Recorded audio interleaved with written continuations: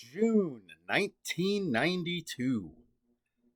Time to talk about some books. I don't remember what was going on in my life at this time.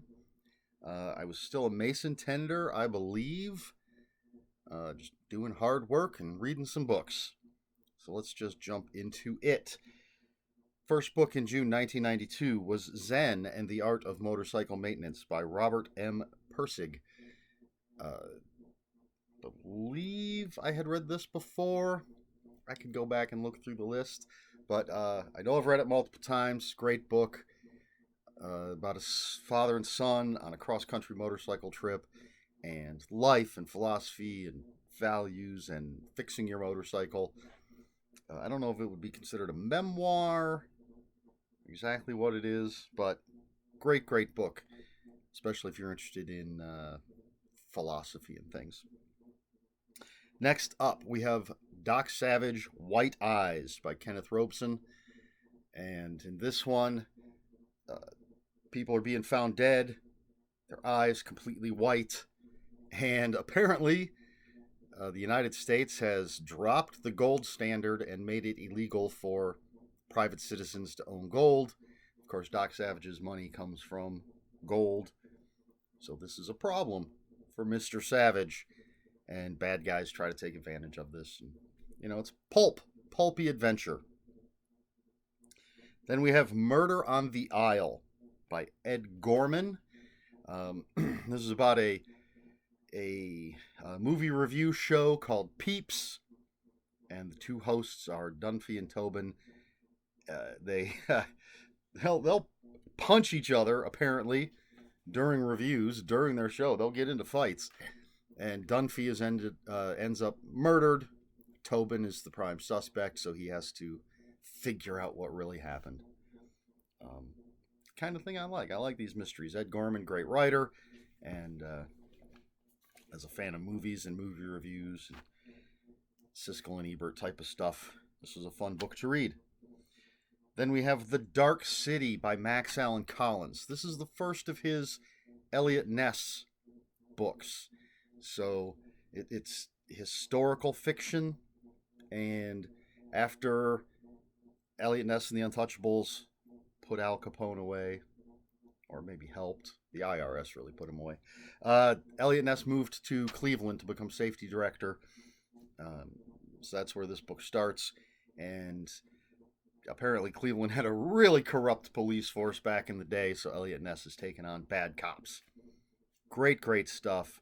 Max Allan Collins, fantastic writer, and as someone who lives near Cleveland and has always enjoyed the Eliot Ness Untouchables type stuff, it was great to read about him in a town close to home.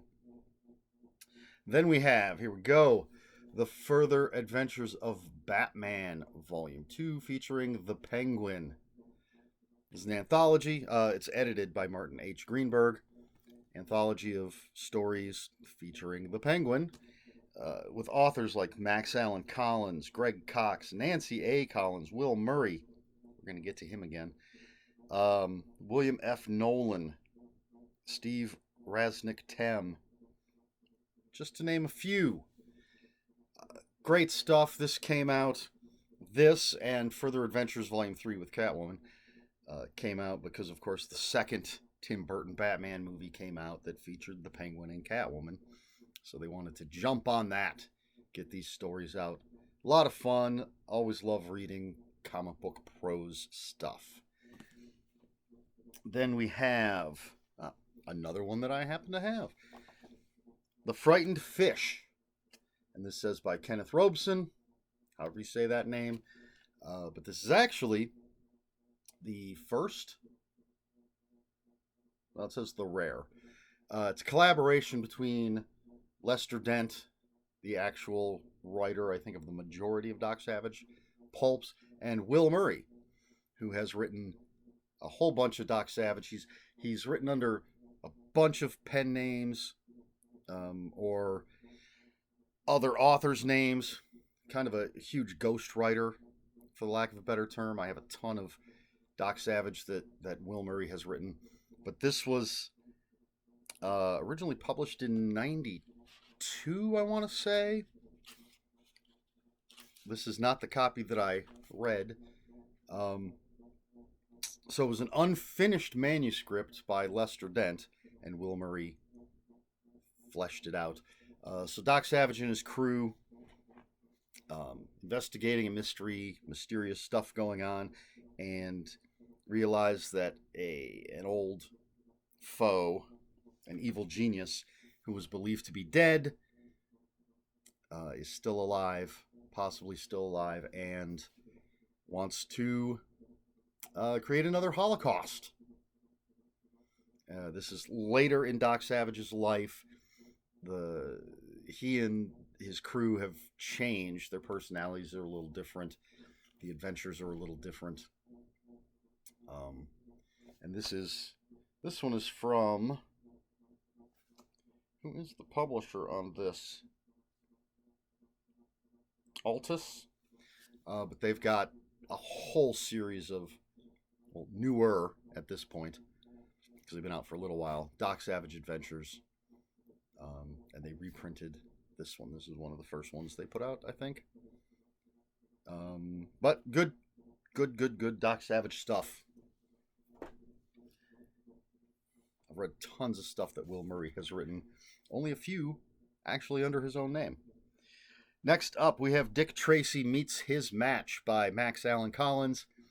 This is another book that came out to cash in on the Dick Tracy movie with Warren Beatty.